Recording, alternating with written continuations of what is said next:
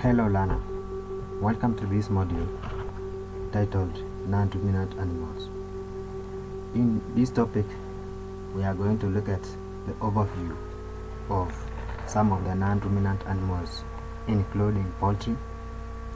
We have pigs, or in other terms, swine, and finally we are going to look at rabbits.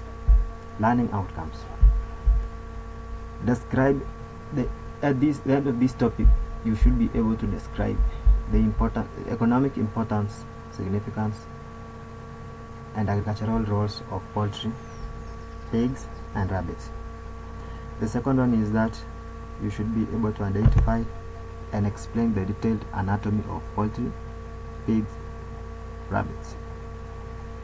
The third one, you should be able to understand the key psychological processes of poultry, that is pigs and rabbits.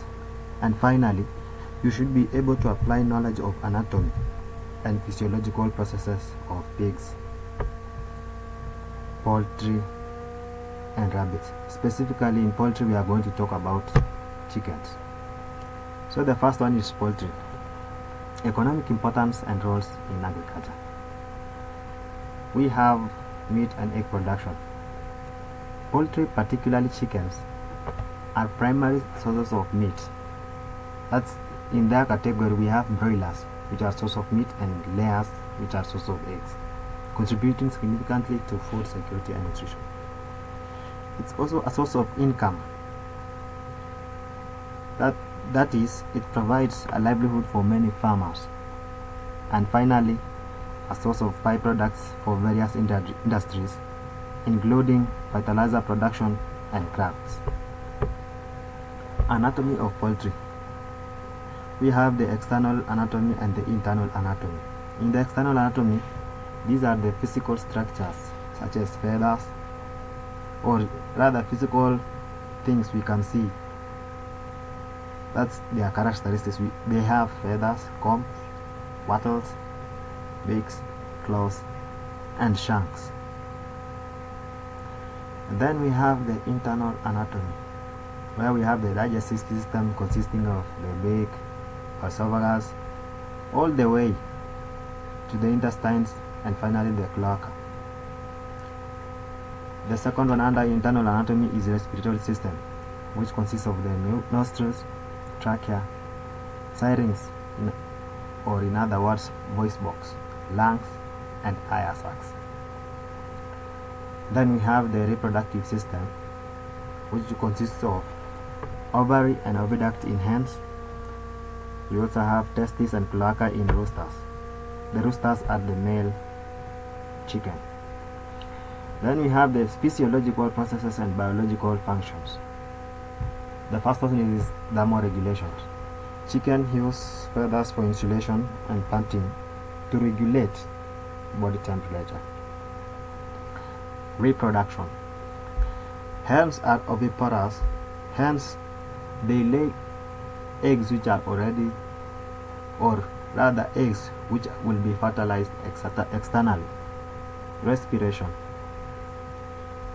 Efficient gas exchange takes place through their lungs and air sacs, hence enabling high metabolic activity.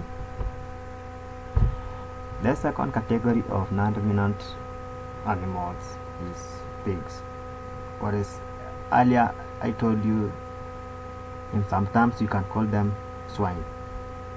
Economic importance and roles in agriculture. Pigs are a major source of meat, usually called pork. The second one is that it's a source of income, in that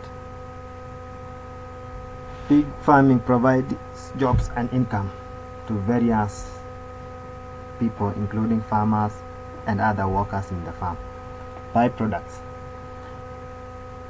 We have leather, bristles, and manure used in various industries, which are all gotten from pig production.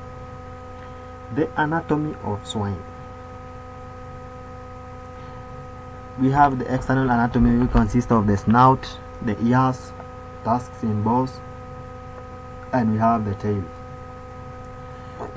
The second one is category is the internal anatomy, digestive system. Mouth. It consists of the mouth, the esophagus, stomach, small and large intestines, all the way to the rectum. The second one is the respiratory system, which consists of the nostrils, trachea and lungs. And finally, reproductive system, which consists of the uterus, ovaries and mammary glands in sows. These are the female pigs. Then we have the testes and penis in boars. Let's now look at the physiological processes and biological functions in pigs. The first one is digestion. Pigs have a monogastric system of digestive system whereby enzymes break down food in the stomach and the intestines. Reproduction. Pigs are referred to as polyestrous. That is, they are capable of producing multiple liters per year. And finally, respiration. That is, efficient oxygen intake and carbon dioxide expulsion is done through the lungs. Now, let us go to the next category of non-ruminant animals, whereby we have rabbits. Economic importance and roles of rabbits in agriculture. Well, the first one is meat production. Rabbits are usually raised for their lean meat, which is high in protein and low in fat. The second one is fur and wool production. Some breeds of rabbits, such as the Angora rabbits, are raised for their fur and wool, which are used in the textile industry. Then the third one, we have the laboratory use.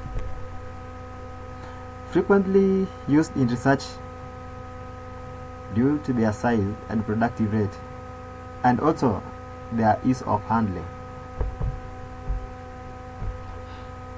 The next subtopic is the anatomy of rabbit. External anatomy.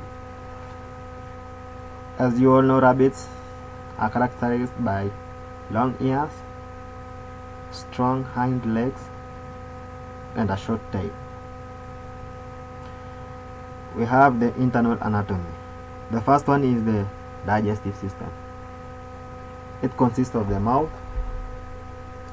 esophagus, stomach, small and large intestines, the cecum, and the rectum.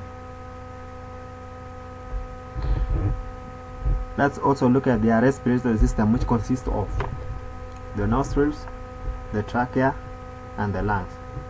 And finally, their reproductive system, consisting of uterus, ovaries, and mammary glands in does, and testes and penis in bucks. Kindly note that both male and female categories of these non-ruminant animals we are talking about have different names, physiological processes and biological functions. Digestion. Rabbits are hindgut fermenters. That is, the cecum plays a crucial role in digesting fibrous plant material. Reproduction. They have a high productive rate, a short gestation period, and large litter sizes. The third one is respiration. They have a rapid breathing rate, hence facilitating efficient oxygen intake. Finally, let us go to the summary of this topic.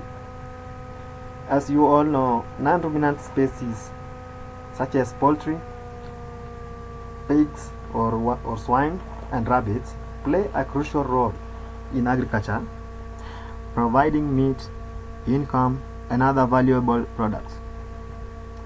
Understanding their anatomy, physiological processes, and biological functions is essential for efficient and sustainable farming practices. Thank you for this session. Let's meet in the next topic.